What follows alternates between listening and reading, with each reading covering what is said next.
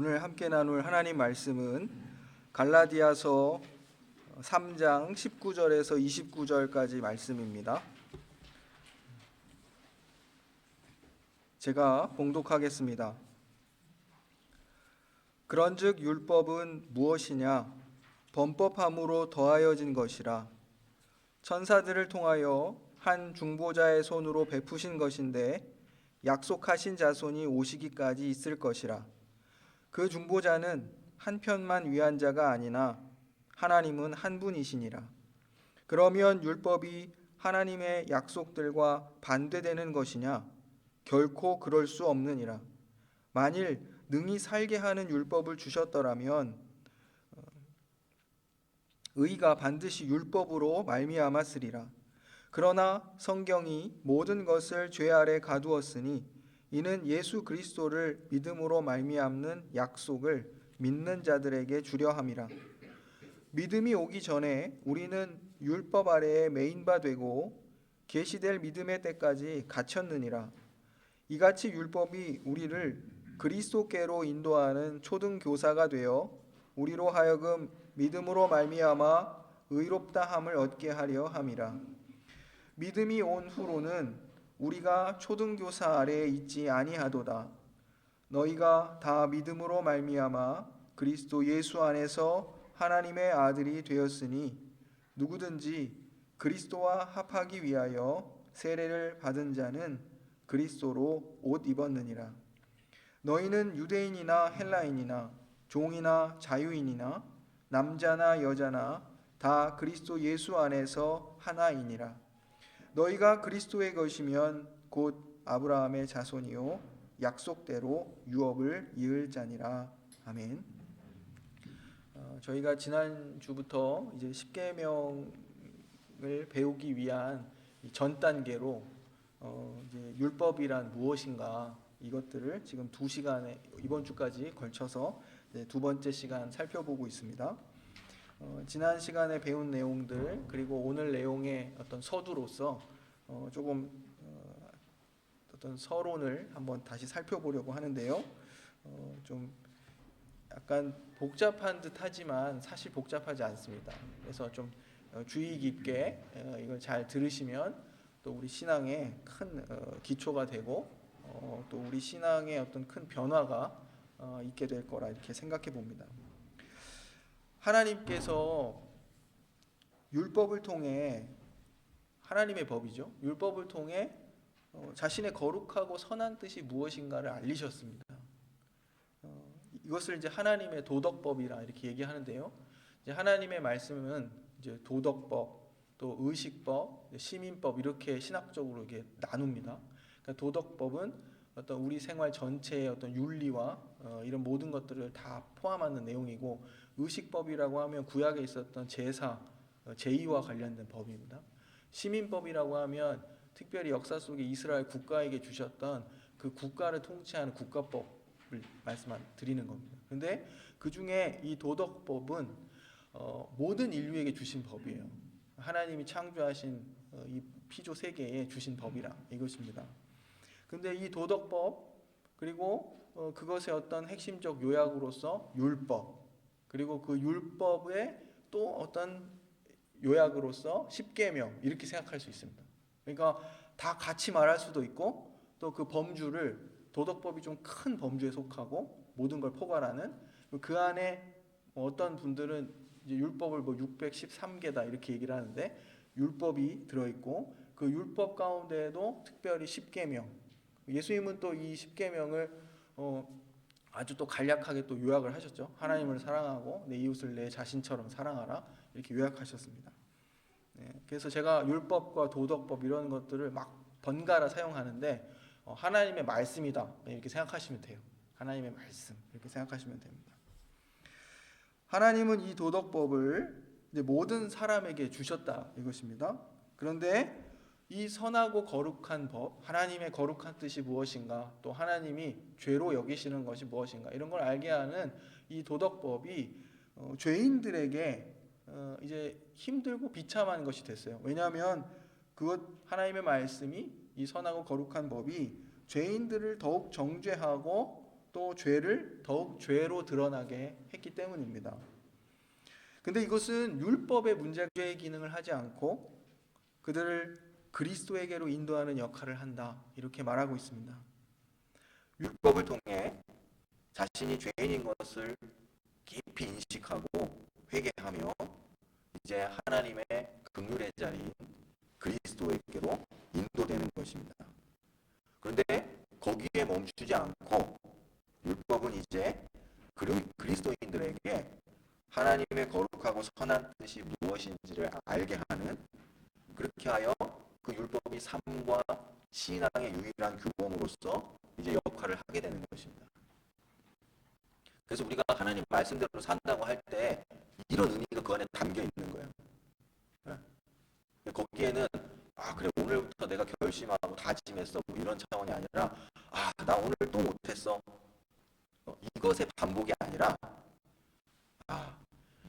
더 이상 이제 하나님의 말씀이 나를 정죄해서 죄인으로 만드는 기능으로 끝나는 것이 아니라 죄인가 무엇인지 알게 하죠. 하나님이 뭘 싫어하시는지 알게 하죠. 근데 그것으로 인해서 낭망하고 좌절하는 것이 아니라 다시 하나님을 의지해서 말씀대로 살고자 하는 그런 마음을 갖게 된다는 것입니다. 그래서 우리도 알지 못하는 가운데 하나님의 말씀을 우리가 이루어 살아요. 그것은 우리 안에 함께 하시는 하나님의 영 때문입니다. 이것을 좀 깊이 한번 생각하면서 말씀을 함께 듣기 원합니다. 하나님께서 연약한 우리들 안에 함께 하시고 또 우리 안에 일하셔서 우리가 하나님의 법을 이루며 살도록 이끄십니다. 그렇기 때문에 우리가 죄가 무엇인지를 알게 되고 또 죄와 싸우고 또 우리 자신을 더욱더 하나님의 의의 도구, 의의 병기로 우리를 드릴 수 있도록 하는 힘을 얻게 되는 것입니다. 이것을 바울 사도가 말하기를 하나님이 우리 안에 일하신다, 이렇게 말하고 있습니다. 우리는 율법의 정죄 앞에 좌절하여 무너지는 자들이 아닙니다. 물론 율법으로 자기의 의를 삼는 자들도 아닙니다.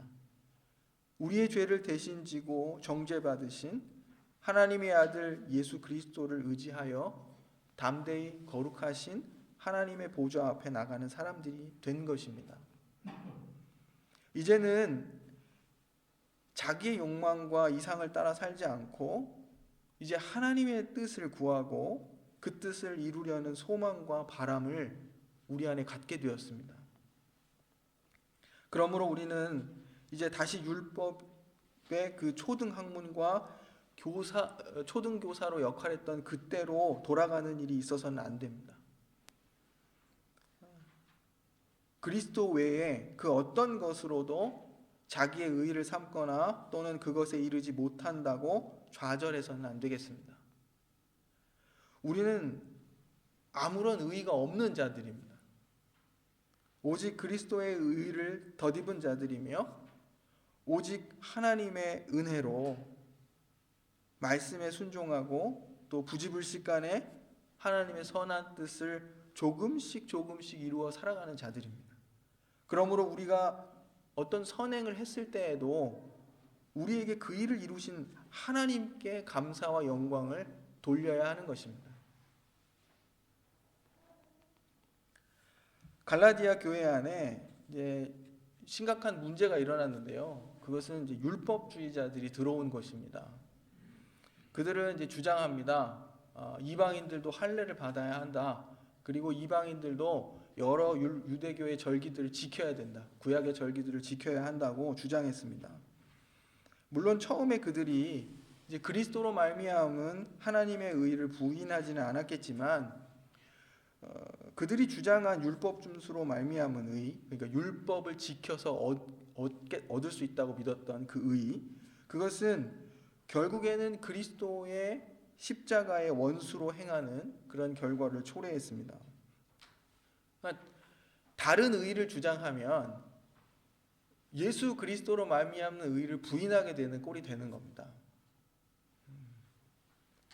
갈라디아 교회 안에 이제 그 할례를 주장했던 이방인의 할례를 주장했던 이 손 할례당 이들이 왜 이런 주장을 하는지 바울 사도가 이렇게 말합니다. 갈라디아서 4장 17절인데요. 그들이 너희에게 대하여 열심 내는 것은 첫 번째 좋은 뜻이 아니라, 그러니까 이미 율법을 강조하고 그들의 의의를 주장하는 것은 좋은 뜻이 아니라, 두 번째는 오직 너희를 이간시키려 하는 목적을 갖고 있다. 세 번째는 너희로 그들에게 대하여 열심을 내게 하려 함이다. 이렇게 말합니다.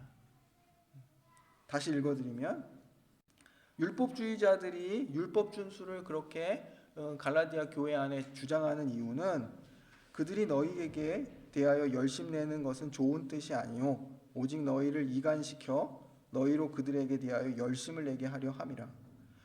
율법주의자들은 이런 할례와 절기 준수 이런 것들을 주장해서 자신들의 경건과 엄격함을 자랑했고, 또 그것으로 차별과 차등의 기준을 만들어서 이제 공동체를 분열시키고 사람들을 자기들의 편으로 만들려고 했습니다. 이런 의도를 갖고 있었다 얘기하는 것이죠. 우리가 하나님의 은혜로 그리스도로 말미암아 의롭다함을 얻은 것은 더 이상 우리 자신의 의를 의지하지 않고 하나님의 의와 그 영광을 위해 살게 되었다는 뜻입니다. 그럼에도 불구하고 신자된 우리들에게 여전히 우리 자신에 대한 사랑과 또 자기를 증명하려는 그런 욕망과 자기 의의를 드러내고 싶어하는 죄악된 본성이 자리하고 있습니다. 이러한 죄악된 모습이 이제 율법주의의 모습으로 나타날 수 있음을 오늘 본문 말씀을 통해 우리가 확인하는 겁니다. 초대교회 안에 그리고 이제 교회 역사 속에 언제나 이제 성경은 이렇게 얘기하죠. 자기 육체를 자랑하고 싶어하는 이들이라 이렇게 얘기하는데, 그러한 사람들이 늘 있었습니다. 그들은 그리스도로 말미암는 의에 대해서 말합니다. 우리의 의가 아니라 그리스도의 의를 덧입어 우리가 하나님 앞에 의롭다 여김을 받았다 이렇게 말하는 것이죠. 그런데 한편으로는 마음 한구석에서는 그것으로는 부족하다 이렇게 생각하는 것입니다. 그래서 이것도 지키고 저것도 해야 한다 이렇게 주장하는 이들이 있었던 것입니다.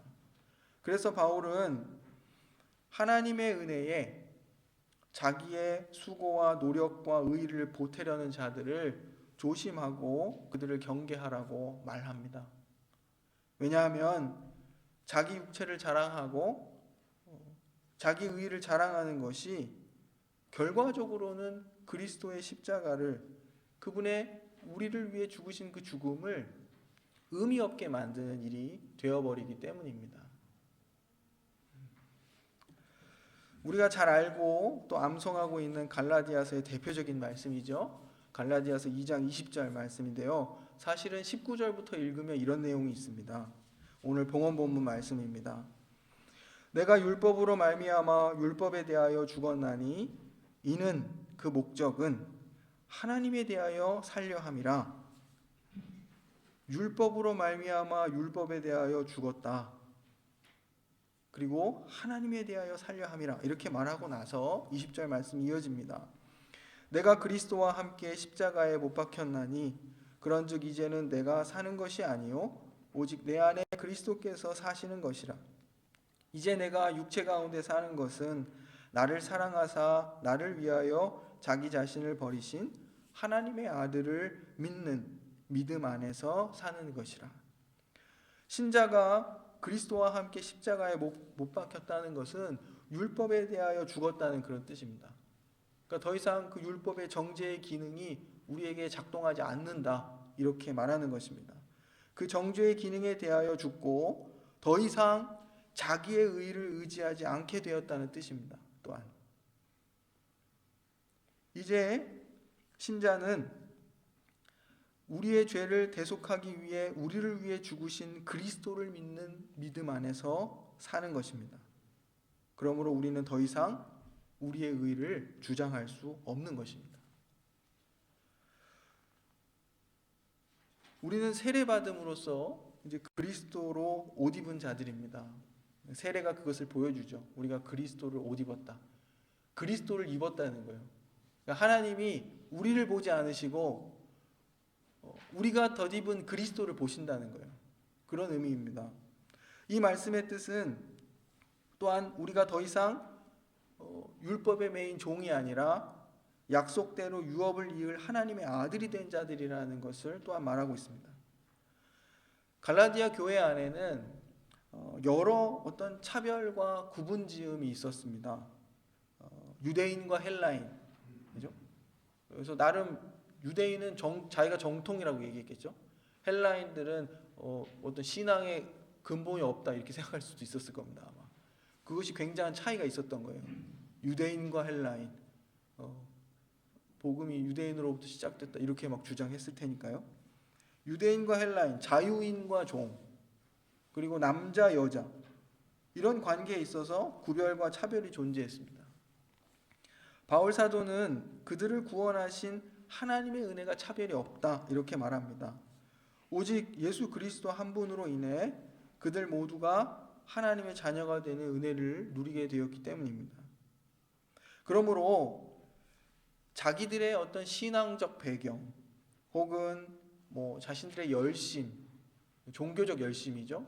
그리고 사회적 신분 이런 것들을 가지고 자기의 의와 자랑으로 삼는 일을 해서는 안 된다 이렇게 말합니다. 그게 큰 대수냐 이렇게 물을 수도 있지만 신앙에 있어서 이러한 모습은 결과적으로 그리스도로 말미암는 의, 하나님의 은혜를 부인하는 그러한 큰 문제를 일으킬 수 있기 때문입니다. 신앙적 의미에서 겸손이라고 말하는 것은 그냥 우리가 일반적으로 생각하는 어떤 겸양의 태도, 자기 자신을 이렇게 낮추는 그런 겸양의 태도를 말하는 것이 아닙니다. 성경에서 말하는 겸손은 하나님 앞에서 철저히 자기의 의의를 부인하는 것을, 그런 부인하는 마음의 태도를 가리킵니다. 내 안에 아무런 의의가 없습니다. 하나님, 저는 죄인입니다.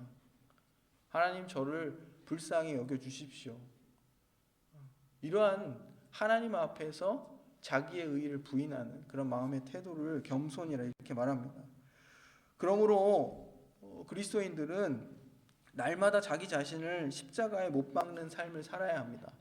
자기의 의의를 내려놓고 부인하는 삶을 살아야 한다는 것입니다. 하나님 앞에서 우리 자신의 죄인됨과 또 무능함과 또 무지를 또 고백해야 합니다. 그래서 이제는 내가 사는 것이 아니라 오직 내 안에 그리스도께서 사시는 것이라는 고백을 하는 것입니다. 이러한 자기 부인을 통해서 내 안에 그리스도가 사신다는 것을 고백하는 것입니다. 오직 성령을 의지해서만 하나님의 말씀을 이루는 삶을 살 수 있음을 인정하고 성령 하나님의 인도하심을 구하는 그러한 삶을 살아야 하는 것입니다. 이것이 지난주에도 말씀드렸지만 신령한 삶입니다. 특별한 행위를 하거나 어떤 뭔가 남들이 하지 않는 것을 해서 신령한 것이 아니라 철저히 자기의 의를 부인하고 하나님의 의만을 붙잡고 그리스도만을 의지하여 살아가는 삶, 그것이 신령한 삶이라 이것입니다.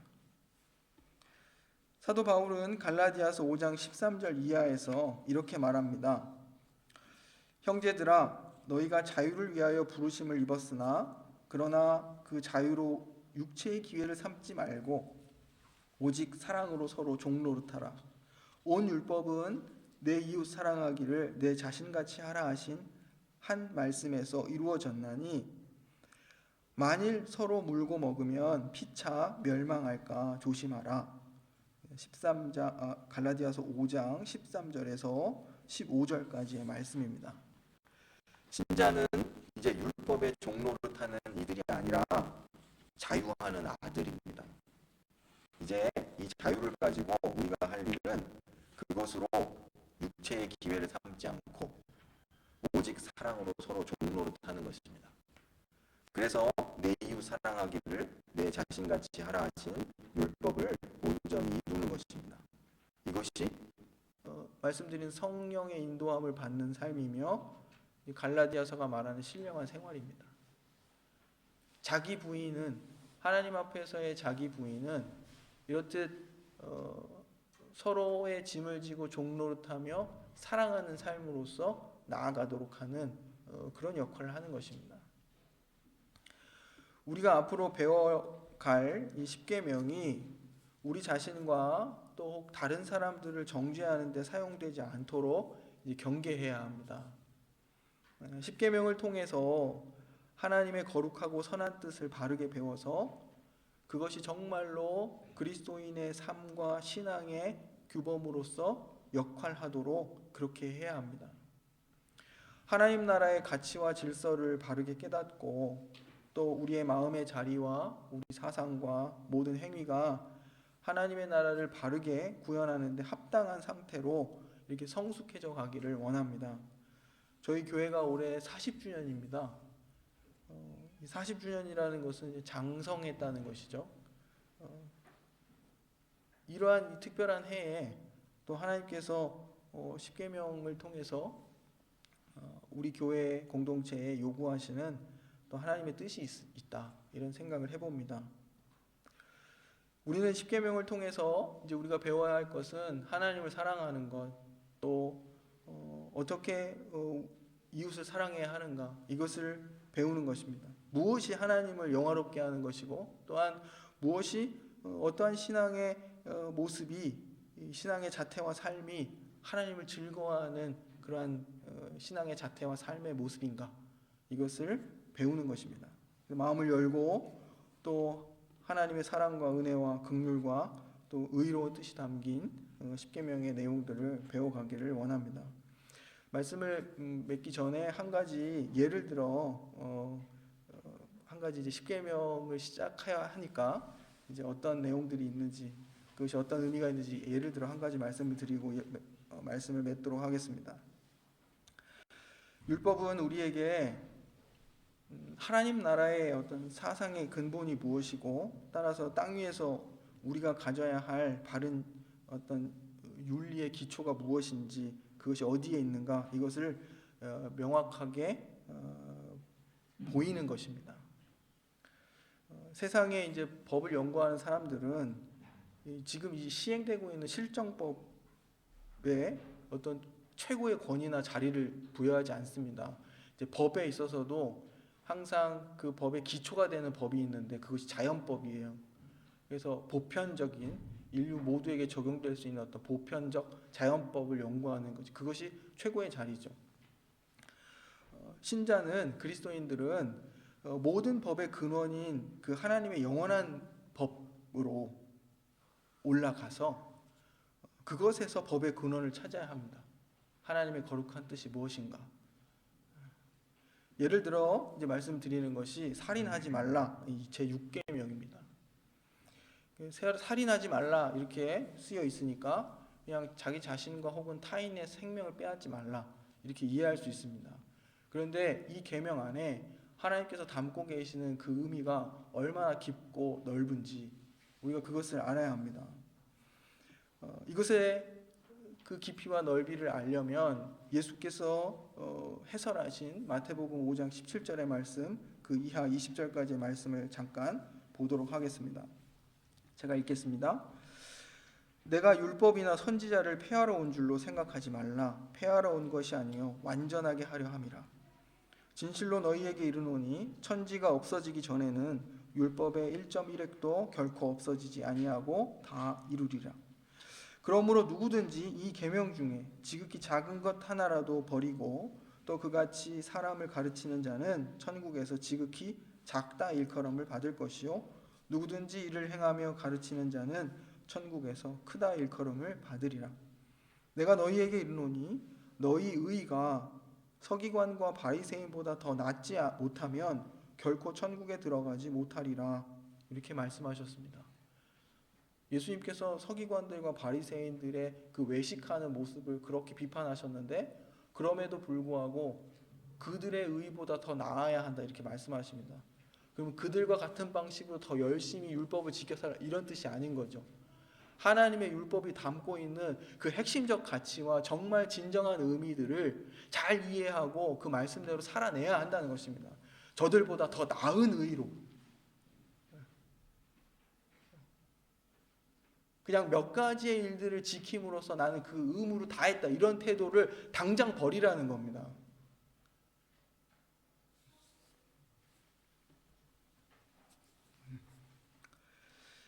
그 예로서 이 말씀을 주십니다. 살인하지 말라 하는 계명을 너희가 들은 바 있을 것이다. 그런데 예수님은 이것을 어떻게 해설하시냐면, 형제에게 라가라 하는 자, 라가는 미련한 자 혹은 제정신이 아닌 자, 이렇게 욕하는 것입니다. 형제에게 라가라 하며 업신여겨서 그 인격을 말살하는, 인간의 존재를 무시하는 말을 할 때 제 6계명을 범한 것과 같은 심판이 있을 것이다, 이렇게 말씀하십니다.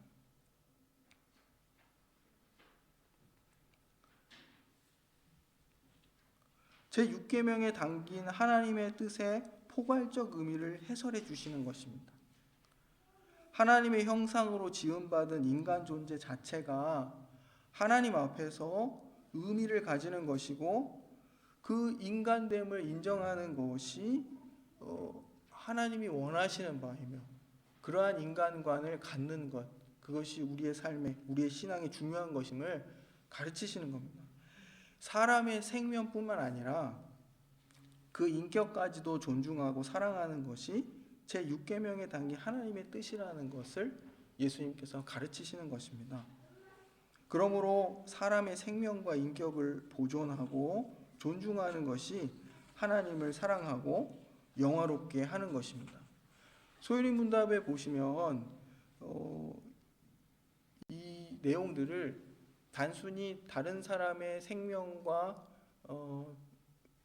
자신과 다른 사람의 생명을 불의한 방식으로 빼앗지 못하도록 하시고, 또 더불어서 요구하시는 바가 있는데, 모든 합법적인 방법을 다 동원하여 자신과 다른 사람의 생명을 보존하고 증진하는 그러한 노력을 해야 한다, 이렇게 또 해설하고 있습니다. 이것은 내가 단순히 그냥 누군가의 생명을 빼앗지 않았다는 것으로 그냥 그 계명을 지켰다고 말할 수 없고, 오히려 자신뿐만 아니라 다른 사람의 생명을 더 적극적으로 지켜내고 그들의 생명을 더 잘 유지할 수 있도록 내가 힘쓰는 것까지 이 계명이 요구하는 바에 포함된다는 것입니다. 그래서 저희들은 그런 의미에서 누군가의 생명 혹은 누군가의 어떤 그 존재 자체를 위해서 우리 자신을 희생하고 그것을 위해서 힘쓸 책임이 있는 자들입니다. 그러한 방식으로 이 피조 세계도 보호해야 한다고 생각하고, 사람의 어떤 인권과 생명 또 권리 이런 것도 보호해줘야 된다고 생각해야 하고, 전쟁을 반대해야 하고, 이러한 일들이 우리에게 책임으로 주어지는 것입니다.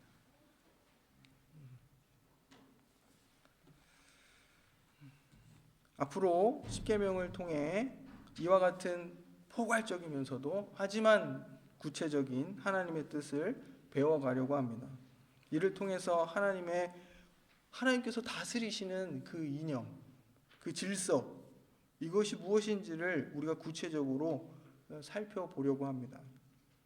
우리의 마음의 자리와 또 우리의 생각과 이 모든 것들이 새롭게 되고, 또 하나님의 뜻을 우리의 이상과 바램으로 갖고, 또 하나님께서 말씀하신 자기 부인과, 예수께서 말씀하신 자기 부인과 자기 십자가를 지는 삶이 무엇인지를 좀 더 구체적으로 알아갈 수 있게 되기를 소망합니다.